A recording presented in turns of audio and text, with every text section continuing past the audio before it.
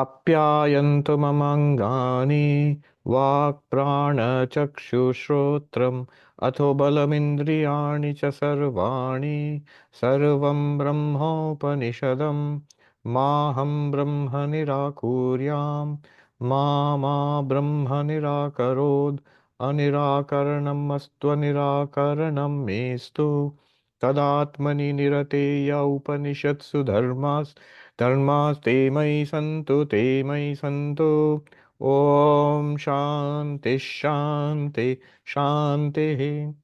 May my limbs, speech, vital force, eyes, ears, as also strength and all the organs become well developed.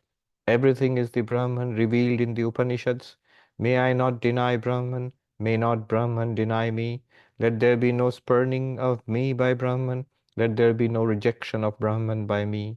May all the virtues that are spoken of in the Upanishads repose in me, who am engaged in the pursuit of the self. May they repose in me. Om, peace, peace, peace.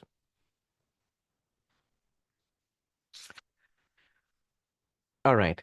So, in the Kena Upanishad, which has 4 chapters, we have completed the first 2 chapters.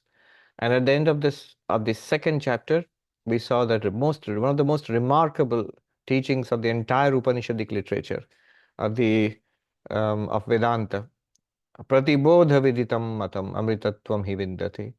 In every experience, Brahman is realized or Brahman is revealed, and thereby one attains immortality. So that was the high point of the teaching, and the teaching of the Upanishad is thereby complete. The result has also been mentioned, that is immortality, overcoming mortality, attainment to one's own natural immortality. That is the result. Now, the hard work is done. So all the intense stuff is over now. Now we can relax. There's a nice story coming up, a very exciting story with gods and demons and battles. And it all ends with the appearance of um, Ma Durga, of the Divine Mother, at the very end. So we will listen to this story now.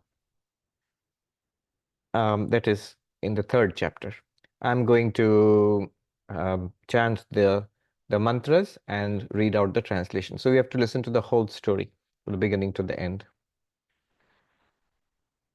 Brahma devebhyo vijigye tasya brahmano vijaye deva amahiyanta. It was Brahman, indeed, that achieved victory for the sake of the gods. In that victory, which was in fact Brahman's, the gods became elated. तैक्षन्तस्माकमेवायं विजयो अस्माकमेवायं महिमेति तद्धैषां विजिज्ञो तेभ्योः प्रादुर्बभूव तन्न व्यजानत किमिदं यक्षमिति. They thought, ours indeed is this victory, ours indeed is this glory. Brahman knew this pretension of theirs. To them it did appear. They could not make out that thing as to what this yaksha or venerable being might be.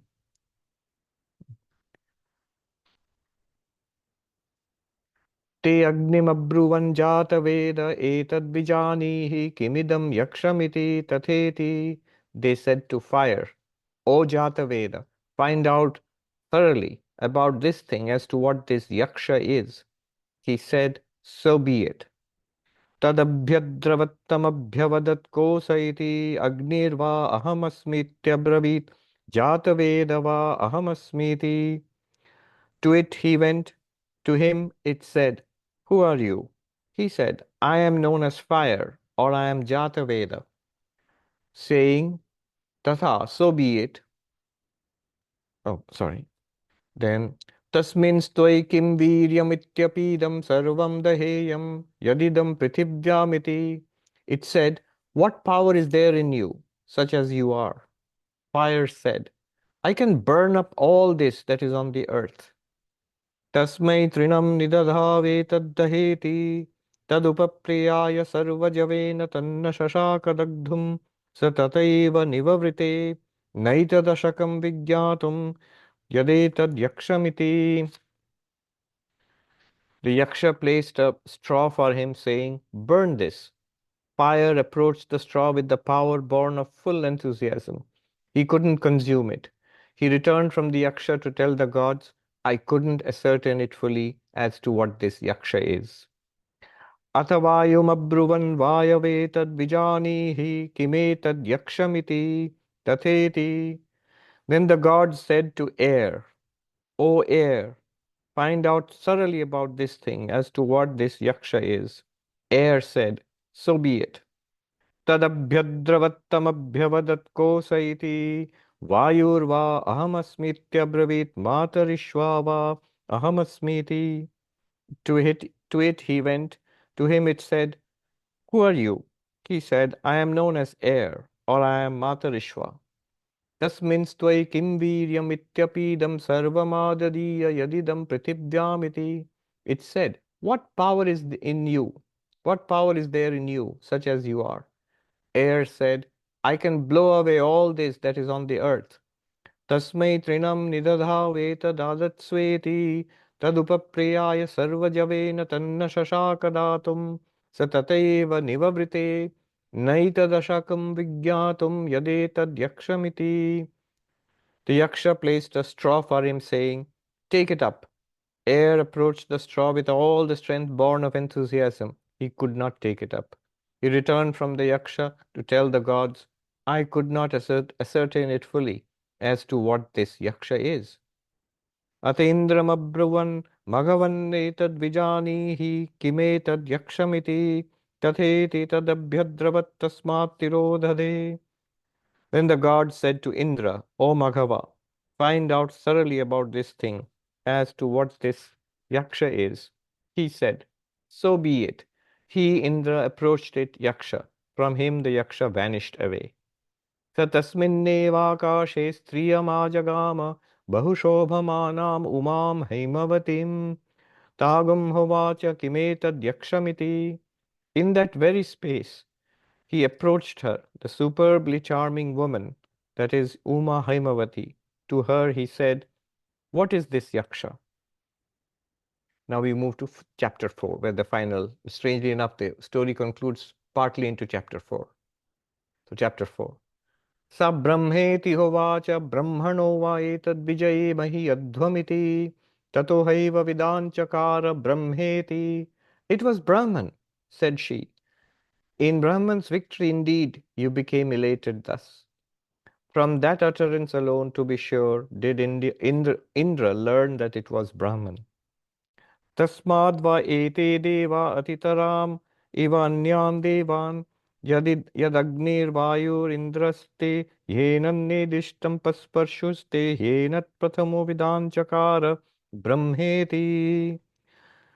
Therefore, indeed, these gods, that is, fire, air, and Indra, did excel other gods, for they indeed touched it most proximately, and they knew it first as Brahman. Tasmadva Indro atitaram ivanyan devan sahenannedishtam pasparsha sahenat prathamo vidanchakara brahmeti. Wherefore did Indra excel the other deities, for he touched it most proximately, inasmuch as he knew it first as Brahman. That's it. That's the story. So what was all this? It starts off with one of the innumerable, interminable wars between the gods and the demons, the devas and asuras. And the gods always win with a little bit of help from God, God with capital G. So in this case also the gods won the victory, but they thought, we defeated the demons. We are victorious. We have defeated the demons. And they gave no credit at all to God with capital G, Brahman. They didn't realize it was the power of Brahman which enabled them to win this victory. So in order that they might not be deluded for their benefit, Brahman, which is not an object, it appears to the gods as some kind of dazzlingly beautiful, mysterious, fascinating being called a yaksha. So the yaksha is something that they can see, but they're not very clear what it is. So similarly, we'll come to the meanings of all this later on. So the gods are puzzled. What's that? We saw that, but what's it? It appears as a bright, mysterious being. So the gods, they send one of their number, which is fire. O god of fire, Agni, go and find out what is that yaksha, that mysterious bright being. And so the god of fire, he says, all right, I'll do it. And then it rushes towards yaksha, that being. Before it can interrogate the yaksha asks the question first, who are you? And the god of fire says, I am fire, Agni. And to show that he is very important, he gives a second name to. He says, Jataveda. I am Agni, I am Jataveda, the two names by which he is known. And again, the yaksha asks him, what's your power? Like, what's your superpower? And the fire god says, I can burn anything. I can burn anything in this universe. So the yaksha is relentless. He won't even let him ask a question. Immediately, yaksha takes up a piece of straw, a piece of grass, dry grass, and throws it in front of the fire god and says, why don't you burn that? Show me. The fire god comes with all enthusiasm, with all his power, inferno, like blazes forth. But he can't burn the piece of straw, the little dry bit of grass he can't burn. It's not even singed. He's puzzled. It fails. And he comes back and he tells the other gods, I couldn't find out what that yaksha was. I'm sorry, I failed. So they appeal to another god, a very powerful god, the god of wind, of air. Why don't you go and find out what the yaksha is?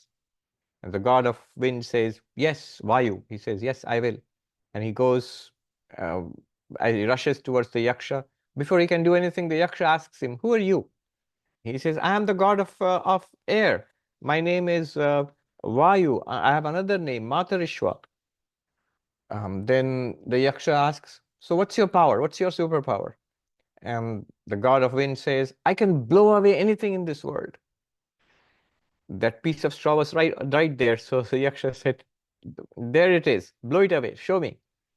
And the god of wind, he huffs and puffs, um, tornadoes and stuff like that, storms. Nothing happens. The straw doesn't even move. So he is very puzzled and he beats a retreat and he tells the other gods, I couldn't find out what this yaksha is.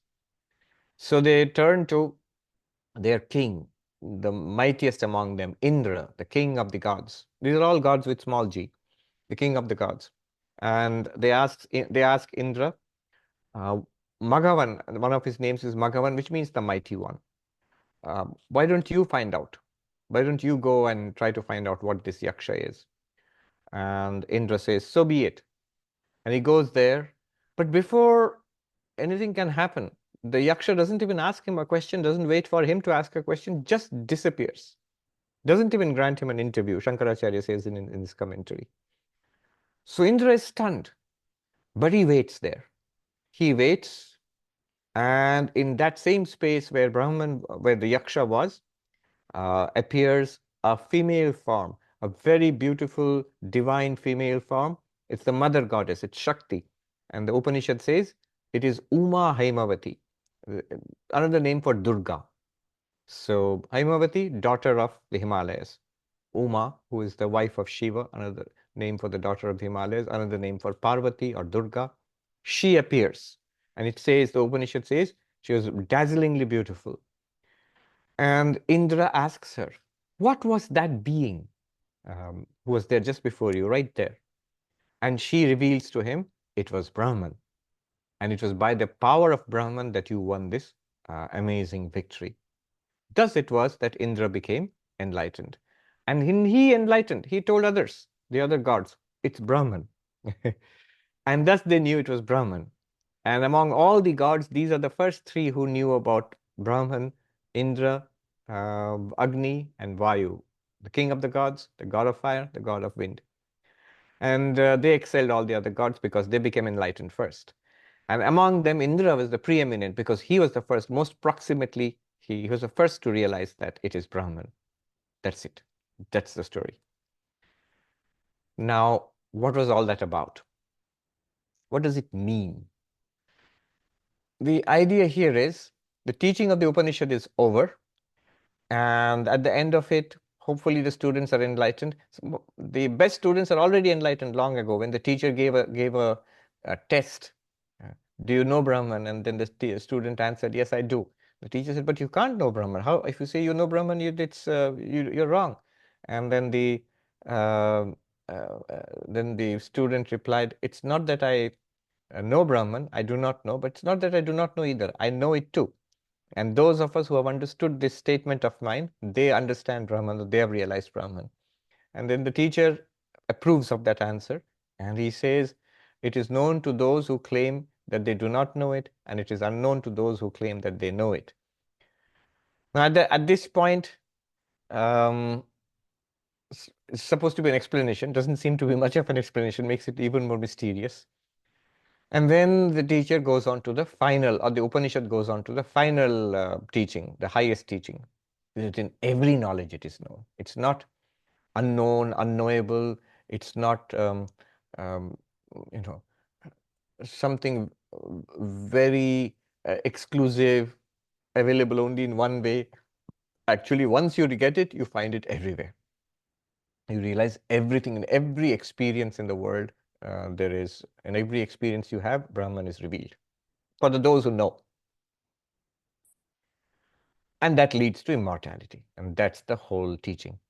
But still, there have been many students like us, we've been left scratching our heads. I still don't get it. What's going on here? Then the teacher, you can say, teacher must be sighing and said, okay, let me make this easy for you. I'm going to tell you a story. And he tells us this story, which we enjoy very much. After all, there are battles and gods and demons and superpowers. And then finally, Uma Hemavati coming and telling us it's all Brahman. There's a wonderful, amazing being, yaksha, who comes. All of this, very exciting story, very nice story. I hope they make a movie out of it sometime in, with Hollywood special effects and stuff. All right, that leaves us with this question. All right, it's supposed to illustrate the teaching. For the best students, at the very beginning, the answer of the teacher was enough, that it is the eye of the eye, the ear of the ear, it is the mind of the mind, it is the tongue of the tongue, and so on. And that is Brahman, realizing that one transcends suffering in this very, while living in this very body itself, and after the death of the body attains the bodiless liberation. All of that was said in the very first verse, in the very first chapter, after the question. And then in the second chapter, the ordinary, the less qualified seekers of Brahman, for them, all that subtle reasoning, known to those who do not know, unknown to those who claim to know, that it is not an object of knowledge, and yet it is revealed in every kind of knowledge. All that was for the second grade of students. And for the dummies, Vedanta for dummies. So there is the story here. What does the story illustrate? It illustrates the same teaching. Illustrates the same teaching. Whatever was taught all through the first and the second chapters.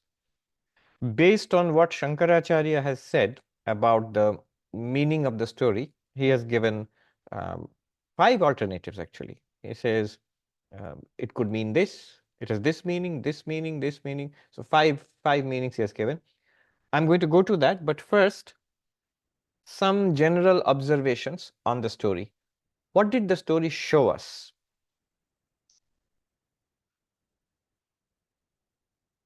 Here in this story, the gods, the devatas, are the senses. So remember, the original question was that what is that by which the mind thinks thoughts, by what is that by which the speech, you can speak, what enables me to experience seeing, hearing. So all my experiences, seeing, hearing, smelling, tasting, touching, thinking, enjoying, suffering, speaking, all sensory experiences and all actions. What lights up all of them? That was the question. Now, these experiences are provided through certain powers in our body. And in the Vedic cosmology, these powers are the powers of various deities. So, according to them, there are deities which rule our capacity of seeing, capacity of hearing, of tasting, of touching, of speaking, of thinking, and so on and so forth. So the gods, small g gods, Indra, the god of fire, god of wind. They not only are the god of cosmic forces like fire and wind and stuff like that. Indra is the one who wields the thunderbolt.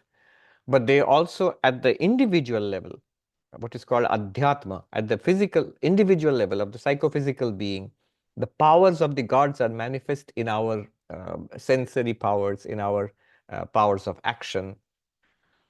Now, notice that all these powers, the story tells us, these powers by which the gods fought the battle and they defeated the demons. So the demons of darkness, of ignorance, now the powers, they come into play and ignorance is overcome. Form was hidden and now the power which illumines the eyes comes into play. Form is revealed. Sound was hidden by some demon of darkness and now sound is revealed to us. So all these senses, they reveal the objects, their respective objects, defeating the forces of darkness. However, they do not do so because of themselves. It's not their power. There is some power apart from the senses which endows them with these powers. The senses themselves do not know. It's like the light here, it illumines the room. The microphone amplifies sound. The fan gives air, a breeze, and so on. But all of them, the powers they have, the light has the power of illumination, microphone has the power of amplifying sound, and so on. These powers, they are behind all of them. There's one source without which none of them will work, which is electricity. So similarly, there is one source behind all of these, the powers of the gods, these sensory powers, and the source is Brahman. We know Upanishad means consciousness, existence, consciousness, bliss, Satchidananda. That is the source. Satchidananda gives existence to the body, to the senses, to the mind, and to the objects also. It is being itself, after all. Not only does it give existence, it gives awareness, it gives the light of consciousness. That's why we have these experiences. Notice, seeing is different from hearing. Hearing is different from touching. Touching is different from smelling. And yet all of them have one common thing. The most central thing is common to all of them. What's the central thing? They are all first-person experiences. We all have, it feels like something internally. So this is what David Chalmers has brought in as the hard problem of consciousness. That first-person experience, that is given by consciousness. Here the story, there is Brahman who gave the power to the gods. So just as we were taught, the senses are many, behind them there is one light, one power. And then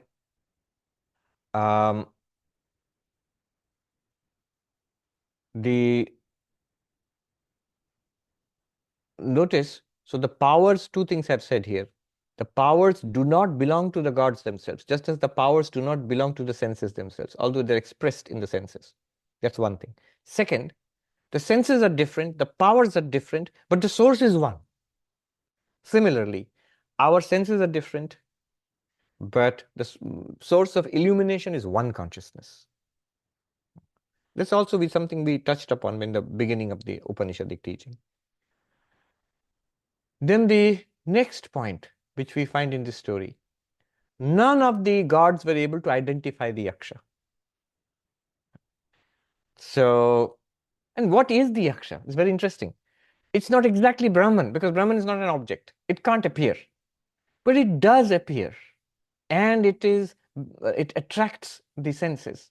And it is mysterious. And the senses try to understand what this thing is. It appears as an object. And it is mysterious. It is not explained, but to me, I was just thinking generally, I think the yaksha is just Brahman appearing as the world. That which we see, hear, smell, taste, touch, we think about, we enjoy, we chase, we are afraid of. And we are trying very hard to understand what is all this.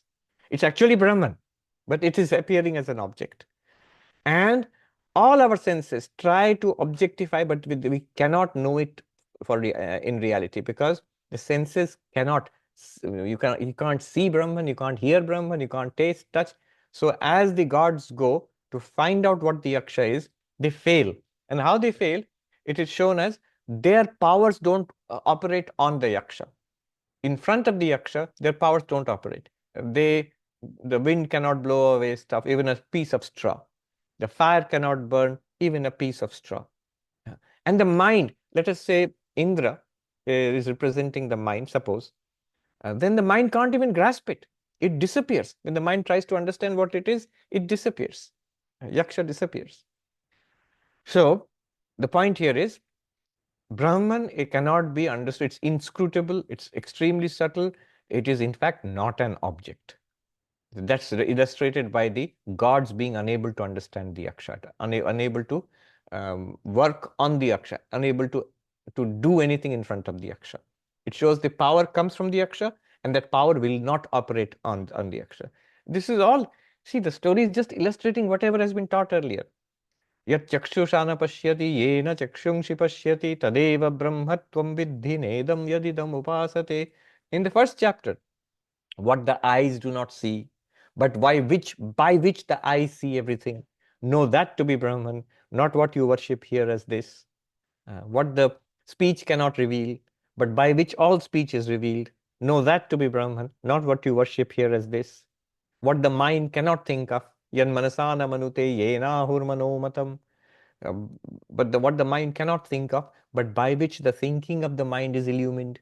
No tadeva brahmatvam vidhi. Know that to be Brahman. Nedam yadidam upasate. Not what you worship here as this.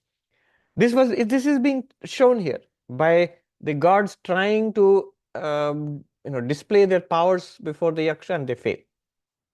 They cannot objectify Brahman. Then another thing which is shown here is the ego is the greatest obstacle to spiritual life. The gods are very clear that I am Indra, I am Agni, I am Vayu. Not only that, I am very glorious, I am very powerful. They are very vainglorious based on their individual powers. The power to burn down everything, the power to blow away everything, and so on and so forth. Their strength and their powers. And they are very identified with the body-mind complex, let us say. Technically, it would be the upadhi. They are nothing other than pure consciousness itself. But channeled through the mind and through the eyes, it becomes the power of seeing. It becomes the deity which controls the power of seeing. Channeled through the mind and the speech, maybe it becomes the deity, like the fire. Fire is the deity of speech, things like that. So, ego is what blocks us from God realization. It is the greatest barrier to spirituality. What does ego do? It binds me strongly to this body mind. It binds me strongly to this body mind and makes me feel I am this one, and the excellences of this one are my excellences. I don't realize all of this comes from the source, which is within me. That source is hidden from me. I don't know it, I don't identify myself with it, and I don't even know all my power, all my very existence itself comes from Brahman that I don't know. And that's because of the ego. Another thing we realize here, notice, Indra was specially blessed. How? He went and he waited even when the yaksha disappeared from him. This is an important thing, that he waited there. So he had humility. He had patience. This patience and humility he had inquiry. When Uma Himavati appeared there, he asked of her, what is this? Can you tell me? Can you teach me?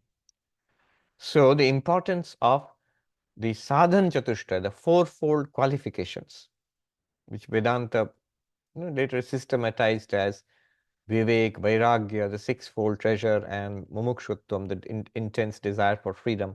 So the fourfold qualifications: discernment between the real and the unreal, that is Viveka; the dispassion for the impermanent, that is Vairagya; then the sixfold treasure, control of the mind, control of the senses, spiritual toughness or fortitude, then withdrawal from too much worldly engagement, then focus and deep faith, in the teachings of the Upanishads and the teacher, and the intense desire for freedom. So these are all not at all mentioned in the Upanishad, but these are indicated that this is very important. And Indra displayed fitness for teaching and enlightenment. Then the next thing is the importance of the Guru. So this is, enlightenment is not natural. It will not come by itself. Just as knowledge doesn't come by itself, ignorance is natural. Shankaracharya, in his introduction to the Brahma Sutra, he says, Naisargiko ayam loka vyavahara. This worldly transactions based on ignorance, it's a natural process. We are born with it. You don't have to go to school to become ignorant. But you need to go to school to remove ignorance, to learn. Knowledge requires school. Similarly, enlightenment also requires teaching. So that is shown by the teacher. The appearance of Uma Hemavati.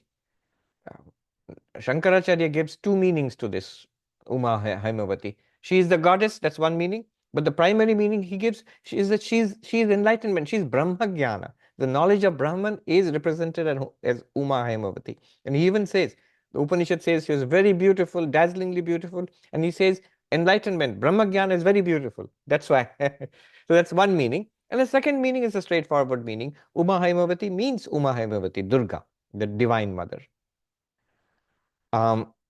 So Guru is necessary. She becomes the Guru for Indra. Now, a deeper meaning of this Uma Hemavati. The importance of Shakti.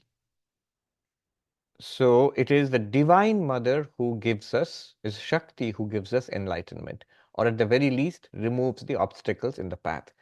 See, it should be pretty straightforward. We have ignorance.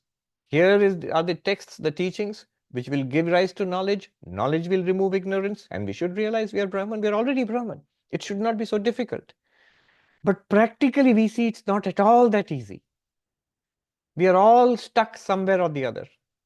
We should have become enlightened in short order. It's our own real nature. The moment we want to know what we are, we should know it. We should become enlightened. But we don't. It's not all that easy at all. It's not at all that easy to be spiritual. To be a saint is not at all that easy. Why not? Why not? We get stuck at some level or the other. Either there is no interest in spiritual life. We think, I'm fine. I don't need all this stuff. That's the lowest form. Second one is, I am interested, but then get sidetracked into all sorts of weirdness. This in spiritual, there's a whole supermarket of religion and spirituality, and so all sorts of useful, not useful teachings are there, traditions are there. You get sidetracked. Then, by the grace of God, we may become attracted to this non-dual teaching of Vedanta. Then the next blockage will be, I don't get it. What's going on here? I'm interested, but I don't get it. The next blockage will be, I get it, but I can't practice it. I can't make it, manifest it in my day-to-day life. I get it, I'm trying to practice it, but I am not enlightened. Years and years have passed, and so on. So it's very difficult. One realizes, especially if one makes a genuine attempt in spiritual life, one realizes that it's not quite in our hands. There is a much greater power behind all of this, whether it's worldliness or spirituality. Both worldliness and spirituality, behind it a much greater power than us is operating. And we need the grace of that power to become enlightened. She needs to let us go. And for that, she first has to be propitiated, worshipped. She must be satisfied with us. Swami Vivekananda put it this way. Instead of invoking the goddess, he said, you cannot run away from the machine. You must learn to work the machine so that it sets you free. You cannot run away from the machine. What's the machine? Nature, cosmos, life itself. That's the machine. And you can't run away from it. You must learn how to work it so that it sets you free. Work it means, first of all, one must become very aware and skilled at the law of karma. We are trapped by the wheels of causality. We are being ground down by it. So from bad karma to good karma, from immoral life to moral life. And that's a great, great struggle. One sadhu who teaches bhakti, devotion, he said, I liked it very much. He said, it does not even matter that you do not have much, one does not have much bhakti, but character has to be good. First and foremost, good character. The character has to be formed. Vivekananda gave tremendous emphasis on that. So first, goodness. Before godliness, goodness. At least a struggle to be good, the struggle to be moral, the struggle to clean up one's life. Um, that is the first step in learning to work the machine. Moral life. Then spiritual life begins. Devotion, selflessness, meditation, and then finally this Upanishadic teaching. So Vivekananda said you must learn to work the machine till the machine sets you free.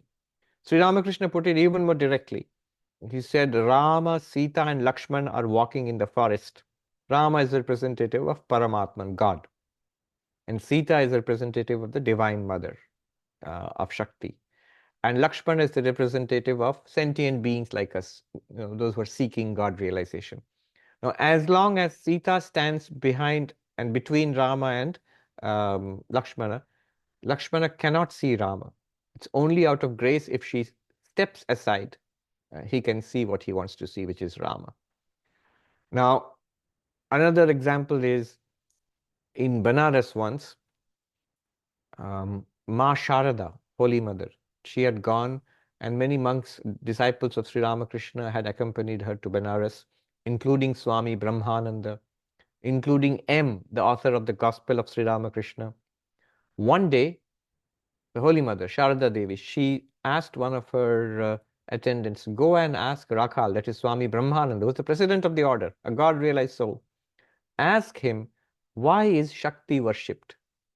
Why is the Divine Mother worshipped? Why do you worship the goddess, Divine Mother? And he replied, he sent back his reply. He said in Bengali, Brahma Gyaner Chabikati Mayer Hate. The keys to enlightenment, Brahma Jnana, the realization of Brahman, the keys are in the hands of the mother. So, this is understood in all theistic religions, this is understood as grace.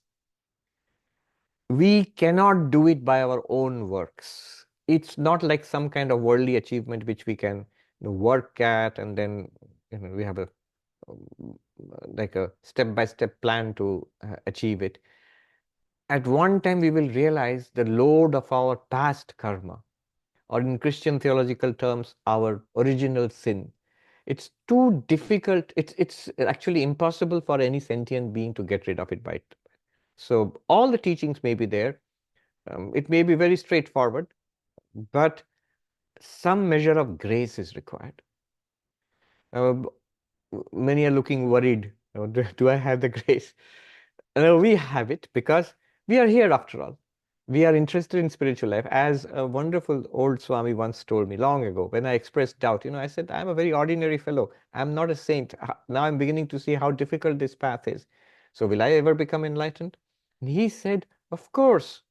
The one who has brought you so far, will that one not take you the rest of the way? So that one has brought us so far.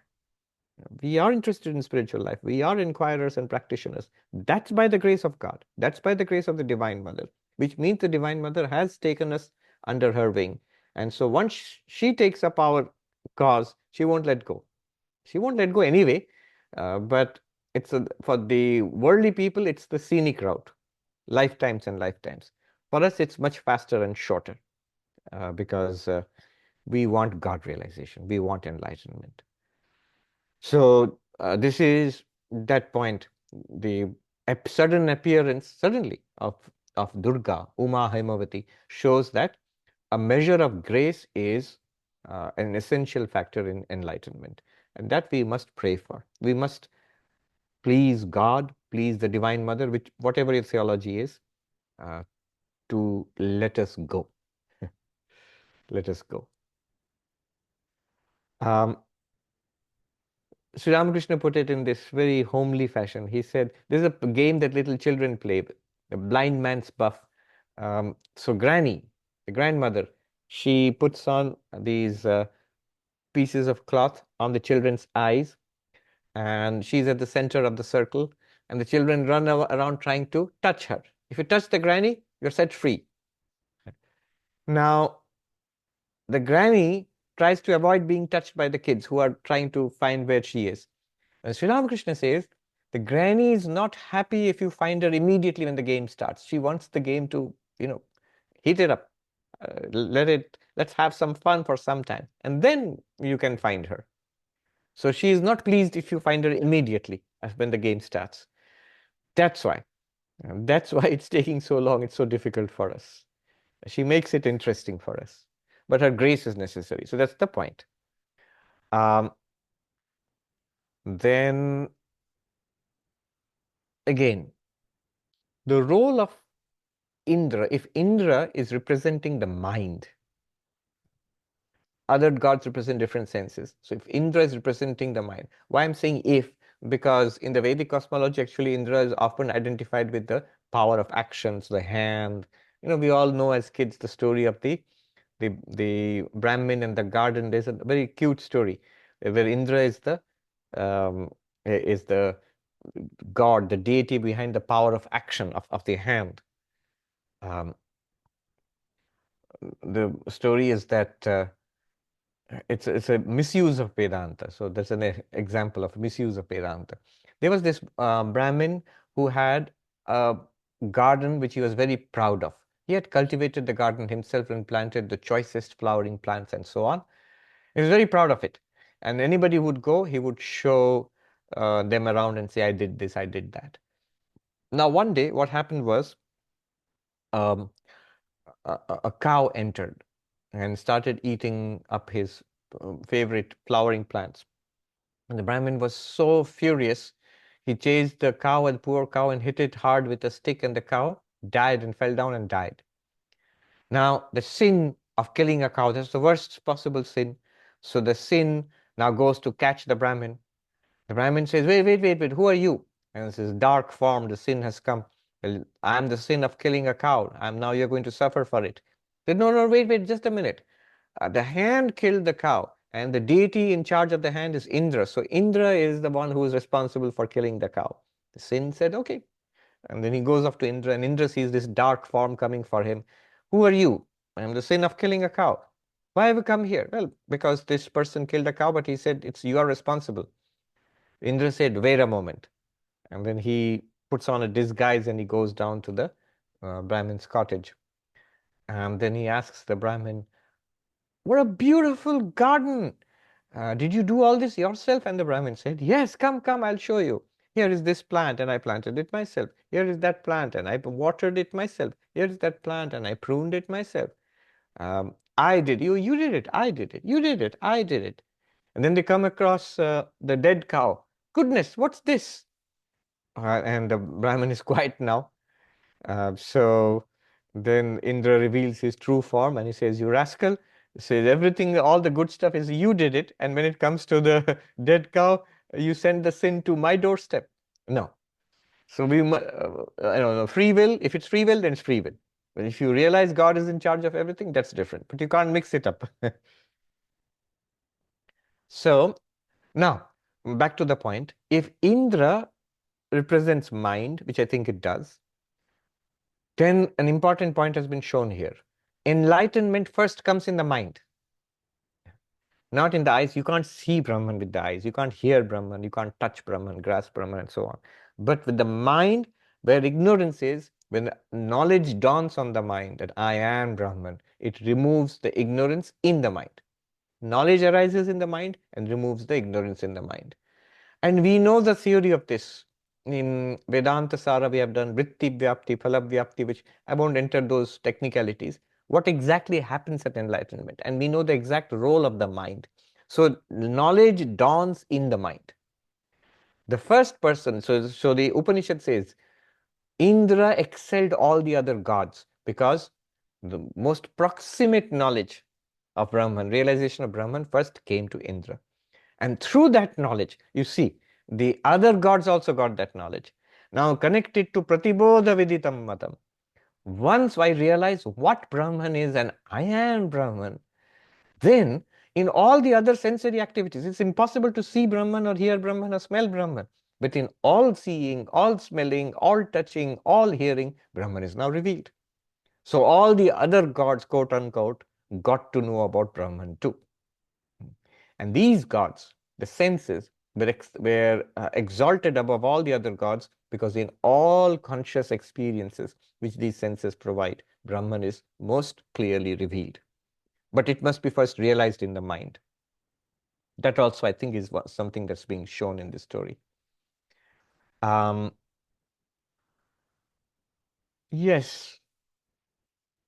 So first the mind, then second point is, yes, all the senses. In one sense, yes, I am seeing Brahman, I am hearing Brahman, but first one must realize what Brahman is and how I am Brahman in that sense. And I also mentioned that a little theory that this yaksha probably stands for Brahman appearing as the world, and how beguiling and fascinating it is, because Brahman cannot be objectified, and yet it seems to appear as a mysterious object. Here is the world. It's neither non-existent nor really ultimately existent. And as we probe it further and further, it seems to be a mystery until we realize it is Brahman. And enlightenment comes when it dawns that we realize it's Brahman putting on the names and forms. In these forms, it appears as the world. One monk put it so beautifully in brief sentences, he says, I'll translate from the Hindi. He says, in limitless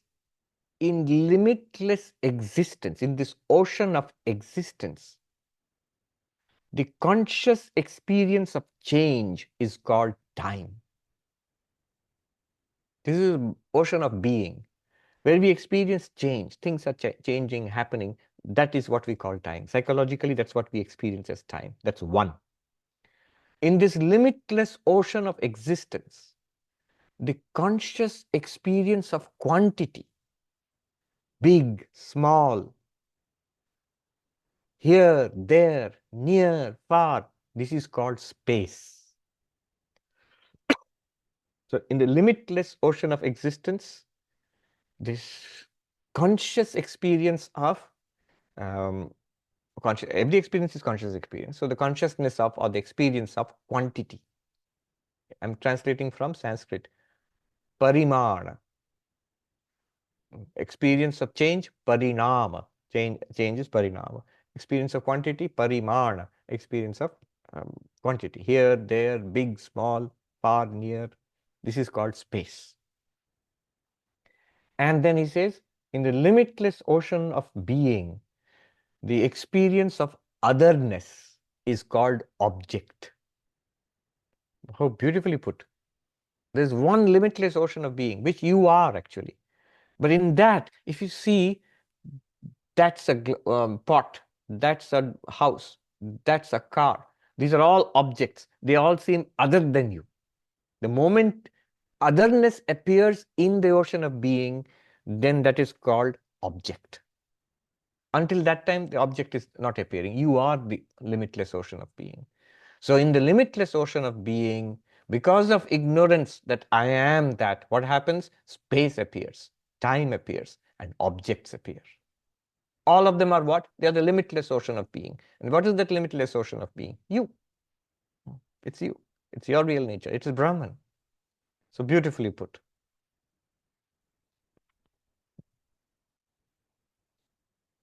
All right. Let me just, all right, I will not go to the Sanskrit. There isn't enough time. I will just say what Shankaracharya says. What's the point of this story? He gives 5 points. What's this story all about, according to Shankaracharya in his commentary? First, he says, a doubt may come that so the ultimate reality is other than the known and other than the unknown. That was taught. So he says, for he says, for the foolish, a doubt may come that something, whatever exists, is known by the sources of knowledge, pramana.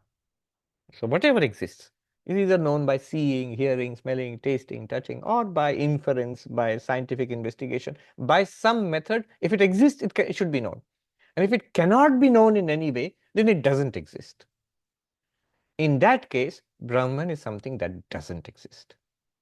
So this can be the conclusion of, he says, of the deluded mind. Brahman is something that doesn't exist.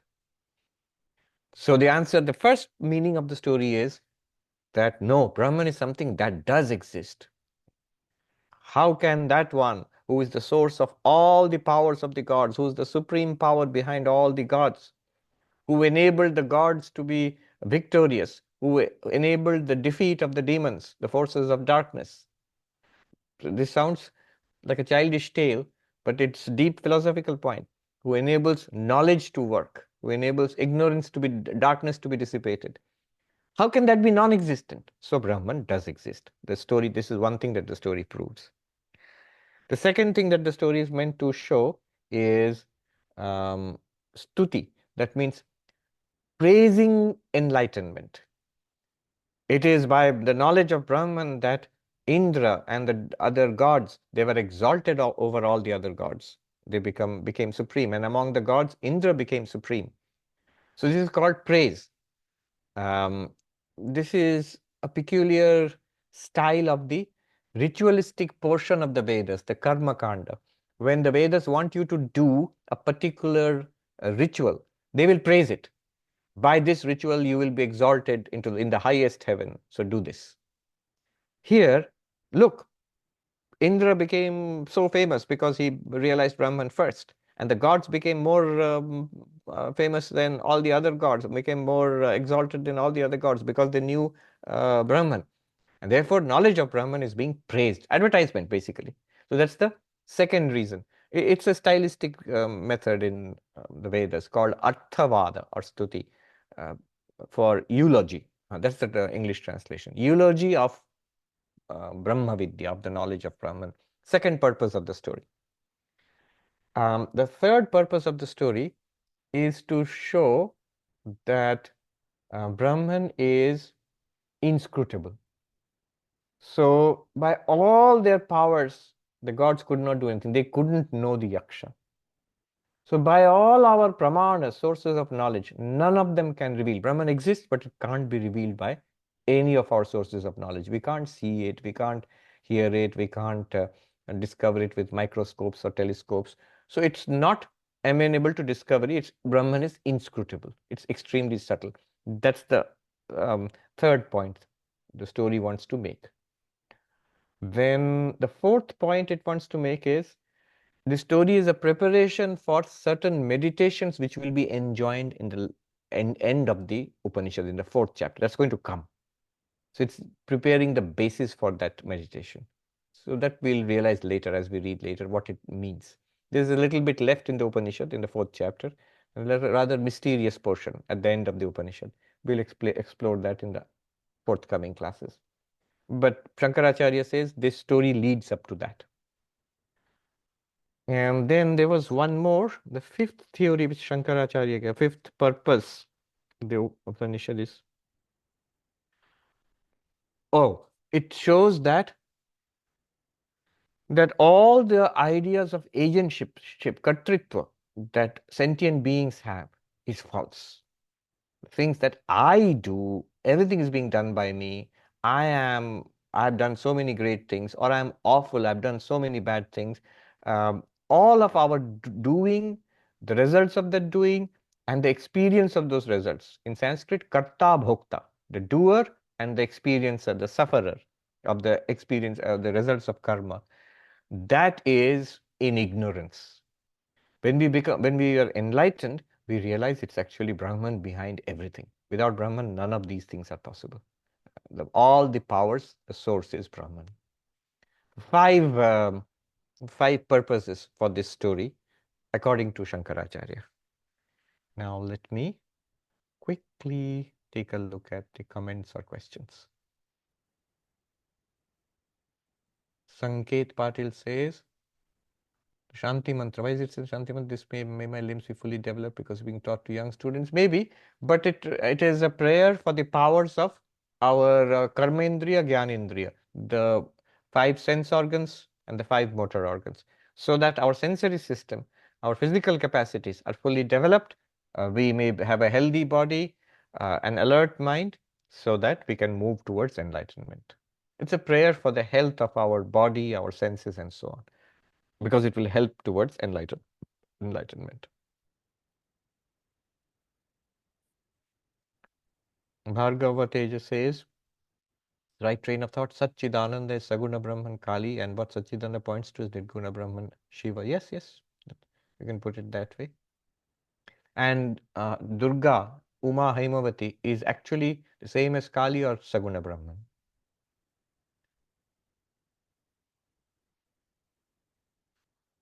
Aryan has shared a beautiful, oh, it's filmed. The story is filmed in Chinmay Mission's channel. He's shared the link also. Anuradha says, isn't yaksha the first avatar? Yeah, that's one nice way of putting it. It's an avatar. Yes, that's another point of the story. That God can appear among us as an extraordinary being. So the yaksha is the first avatar. Yes. And the first reference to avatars, I think, from the Vedic perspective. Abhijit says, who am I? Sri Ramana Maharshi says, the Guru's grace. Just as the prey which has fallen into jaws of a tiger has no escape, those who have come within the ambit of the Guru's gracious look will be saved by the Guru and will not get lost. Yet each one should, by one's own effort, pursue the path shown by God or Guru and gain liberation. Yes. The grace of the Guru, we will be liberated, but our own efforts, as far as possible, we must do work in harmony with the Guru's grace. Sri Ramakrishna gave a similar example of the frog which has been caught by the cobra. He said it might croak once or twice, but it's done for. So once or twice means we may run about a little bit. We may become interested in spiritual life. We may get the grace of the Guru and then run about a little bit. That croaking once or twice. And what is croaking once or twice for the frog? For us is the next 60 years of life. We may run around doing all sorts of things, good and bad, and all sorts of nonsense. That's the couple of croaks which the person gives before becoming enlightened.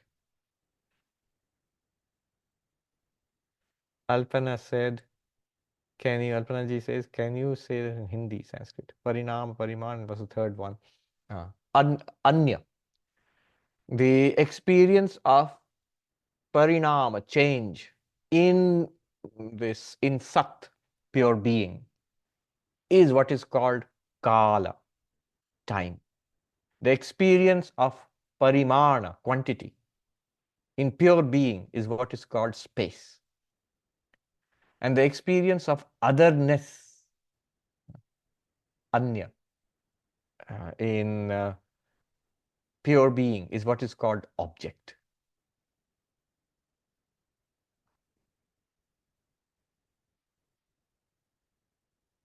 Priyanka says, could Indra's weight when yaksha vanishes indicate something deeper than the patience of sadhana chatushtay? Is it comparable to the weight in deep meditation? Yes, yes. In fact, that's one of the interpretations, actually, that Indra meditated. It's the mind which meditates. When the world vanishes, being stilled in samadhi, it is meditation. That's what the mind can do, actually. What's the mind supposed to do? Mary says, I have a hard time with ideas of different gods, not part of the Western culture. It brings up doubt for me. No, it doesn't matter. It's a story. You can take it as a story. These gods represent different powers. The powers are represented in our own body by our capacity, eyes to see, ears to hear. It all goes back to the question asked by the student in the very beginning of the Kena Upanishad. We have all these powers by which we do so many things. We speak, we think, we see, we hear. And is there one source of all of that? What's all of this coming from? And the answer was consciousness. So these powers are represented by these gods. Don't get caught up with what Indra did and who is Agni and all of that, then there's no endless, there are endless stories. The point of the story is to point you back to yourself, to this body, to this mind, to this sensory system, and the light within, which is you yourself. Girish says, the waking dream of the phenomenological world ends with Brahman realization of the Jivan Muktis, Jivan Muktas. But what of us mere mortals? Is the death the end of the waking dream? Or are we trapped in the dream through the various lifetimes? We are trapped in the dream through various lifetimes. As long as we are identified with this body mind, as long as we do not realize that we are Brahman, this game will continue. We will go from one set of body mind to another. Mind will continue. We'll go to another body, lifetimes after lifetimes, from one cage to another until we are set free finally.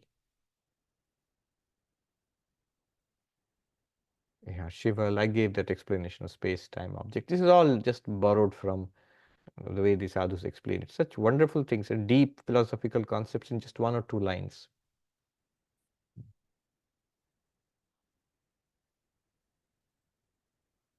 Mm. They require full lectures to illustrate what they mean. Priya says, who is closer to enlightenment per mythology, gods or rishis? The rishis. All our knowledge comes from the rishis. John Lewis says, to could working the machine be related fourfold qualification along with developing bhakti, karma, the raja and jnana yogas? Then grace provides the effortless turning towards Brahman for the final realization. Absolutely. Working the machine finally leads to the ability to actually do spiritual practice, devotion, karma yoga, meditation. It does not come so easily, does not come cheaply also. So when we have turned towards God, it's a very precious thing. Know that this is something we have earned over lifetimes of toil and tears. Uh, So the most precious thing in our lives is this little bit of interest and pull we have got towards God realization. The most precious thing. Everything else will pass away. This connection with divinity. I'm using devotional terms here. Doesn't matter. There's one reality. Approach it through devotion or approach it in this way through the path of inquiry and knowledge. There is a reality, and it has to be approached, and you have to access it somehow. It is you. Vedanta is most direct. It tells you it is you actually, and all you have to remove is the dust of, there's the dust from the mirror, the veil, little veil of ignorance from the mirror. In fact, the sadhus in Uttarakhand, one of the ways they greet other monks, "Oh monk, is your mirror clean? Is your mirror clean? Darpan saaf hai, Mahatma ji. Is the mirror clean?" Alpana ji says, read somewhere just yesterday that rishis are different species of human beings. That's how we think of it. There is an age of the rishis, and then there's the age of human beings. Where did I find this? When the very beautiful story about the use of reason. The rishis have direct access to the truth. They have given us these Upanishads. This is their words. So it's the age of rishis is over, the age of human beings is coming. So the human beings, the rishis are all disappearing one by one. And the human beings ask the rishis, who will guide us when you are all gone? And while departing, the rishis say, we leave behind you one rishi, Tarka rishi, this is the word used, the rishi of reason, the rishi of reason, your intellect, your reason, your power of reasoning. That is the rishi, that is the sage who will guide you in the ages, in the human age. So this is from a very ancient text. I think it's from Yaska's Nirukta, the old Sanskrit Vedic dictionary. So Tarka Rishi. Rishi is reasoning is called a Rishi. But no, age of Rishis is always there. Vivekananda was a Rishi. I'm fully convinced of it. Vivekananda himself was a Rishi. They have direct access to the truth, and once in a while they appear in this world and they place it before us in an accessible and effective, inspiring, powerful way. And they inject power into these teachings also, and anew, so that we can access, we can be helped. Very good. Om Shanti Shanti Shanti Hari Om Tat Sat Shri Ramakrishna Arpanamastu.